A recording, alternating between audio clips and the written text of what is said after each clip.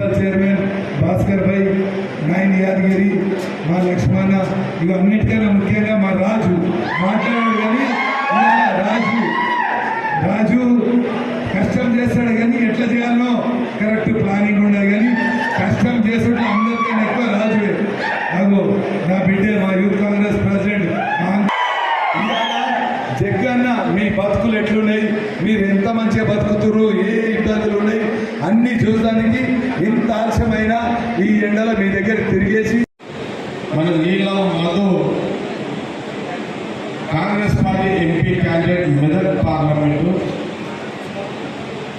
ఈ మెదక్ పార్లమెంటు గతంలో పాగారెడ్డి గారు, దాని తర్వాత ఇందిరాగాంధీ గారు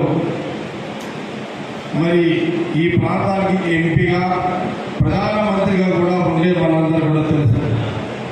కాలక్రమం రాజకీయ కొన్ని కారణాల వల్ల గత 25 సంవత్సరాల నుంచి మనము అటు తెలంగాణ ఉద్యమం కానివ్వండి, కొన్ని ప్రాంతీయ పార్టీలు రావడం కానివ్వండి, ఇలాంటి సందర్భాల్లో మనకు ఎంపీ కాంగ్రెస్ పార్టీ అభ్యర్థి ఇప్పటి వరకు కూడా గెలవలేకపోయింది.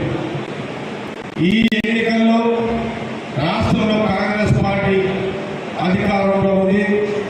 సోనియా గాంధీ, రాహుల్ గాంధీ గారి యొక్క నాయకత్వంలో ఇప్పుడు రేవంత్ రెడ్డి గారు ముఖ్యమంత్రిగా, పిసిసి ప్రెసిడెంట్గా. మరి ఈ ఎన్నికల్లో మనము ఈ మెదక్ పార్లమెంట్ అభ్యర్థి మనము నీలం మధుని కాంగ్రెస్ అభ్యర్థిని గెలిపించుకోవాల్సిన బాధ్యత మనందరి మీద ఉంది, గజ్వేల్ మీద ఉంది.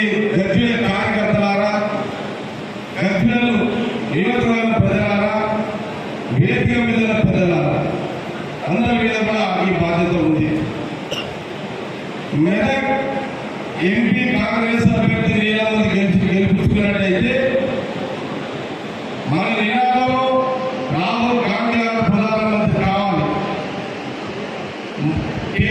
అందరూ కూడా సిద్ధమేనా? గట్టి ఉన్నారా? మీ అందరిని కూడా కోరుతున్నారు.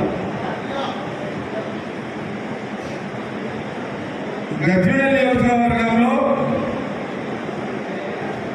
బీఆర్ఎస్ మీద మనం ఎన్ని వేల మెజార్టీతో ఉంటాం చెప్తారా? ఎన్ని వేల మెజార్టీ? బీఆర్ఎస్ మీద ఎన్ని వేల మెజార్టీ? 25,000. ఓకే, 25,000 మెజార్టీ ఇవ్వండి. ఆ సత్తా మీకున్నారా? లేకపోతే ఎట్లా? బీఆర్ఎస్ కదా, ఇంకొక పార్టీ లేదు కదా.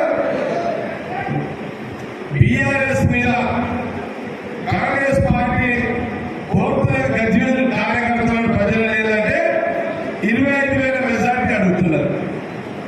కొంత తక్కువైనా పర్లేదు, బీఆర్ఎస్ మీద మెజార్టీ ఉంటేనే ఈ గజ్వేల్లో ఉంటే